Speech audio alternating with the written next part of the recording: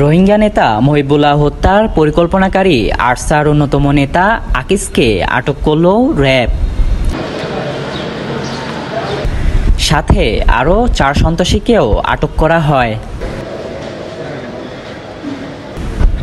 সোমবার সকালে র্যাব 15-এর কার্যালয়ে অধিনায়ক lieutenant colonel HM. Sajjad Hossain 4 Rohingya সন্ত্রাসী গোষ্ঠী আরসার 5 শীর্ষ সন্ত্রাসীকে আটকের অভিযান নিয়ে সংবাদ সম্মেলন করেন।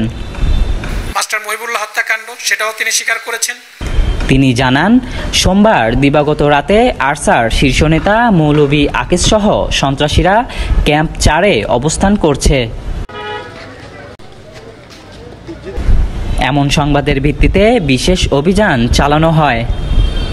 অভিযানে আরসার শীর্ষ নেতা মৌলভী আকিজ সহ 5 জনকে গ্রেপ্তার করা হয়। তাদের কাছ থেকে অস্ত্র, গোলাবারুদ এবং বিস্ফোরক উদ্ধার করা হয়।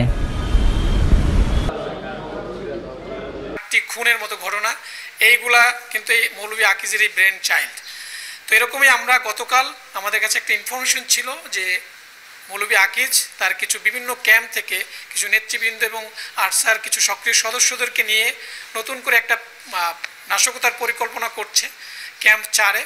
সেই রাষ্ট্রীয় গোয়েন্দা সংস্থা একটা তথ্যের ভিত্তিতে গতকাল আমরা আমাদের এই অভিযানটা পরিচালনা করি এবং সেখানে এই মৌলভী আকিজ সহ আমরা 5 জনকে ধরতে গ্রেপ্তার করতে সক্ষম হই। সেখানে আরও কিছু সদস্য ছিল, বাট আমরা যখন ওই এরিয়াটাকে সার্চ করি, ঘেরাও করে সার্চ করি, এর মধ্যে থেকে আপনারা জানেন যে 3টি আগ্নেয়াস্ত্র সহকারে এবং কিছু আমরা বিস্ফোরক, প্রায় 2 কেজির মতো বিস্ফোরকও তাদের কাছে পাই।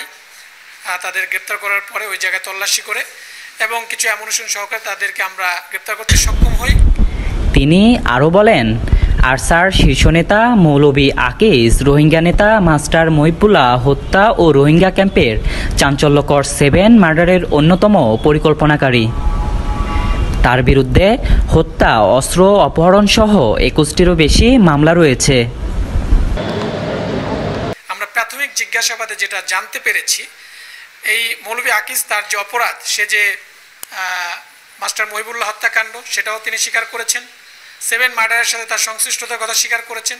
এছাড়াও আপনারা জানেন যে 2022 সালে কোনারপাড়াতে যে আমাদের একটা যৌথ অভিযান ছিল, সেই যৌথ অভিযানে যে আমাদের এক রাষ্ট্রীয় গোয়েন্দা সংস্থার যে অফিসার নিহত হয়েছিল এবং আমাদের একজন সদস্য, র্যাবের একজন সদস্য আহত হয়েছিল, সেই অভিযানেও এই মৌলভী আকিজ সক্রিয়ভাবে পার্টিসিপেট করেছিল এবং বাধা প্রদান করেছিল এবং আইনশৃঙ্খলা বাহিনীর প্রতি গোলাগুলিতে সে সক্রিয়ভাবে অংশগ্রহণ করেছিল, সেটাও তিনি স্বীকার করেছেন।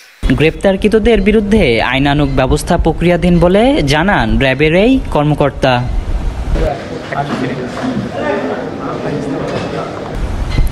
জুয়েল হাসান, প্রবাল নিউজ, কক্সবাজার।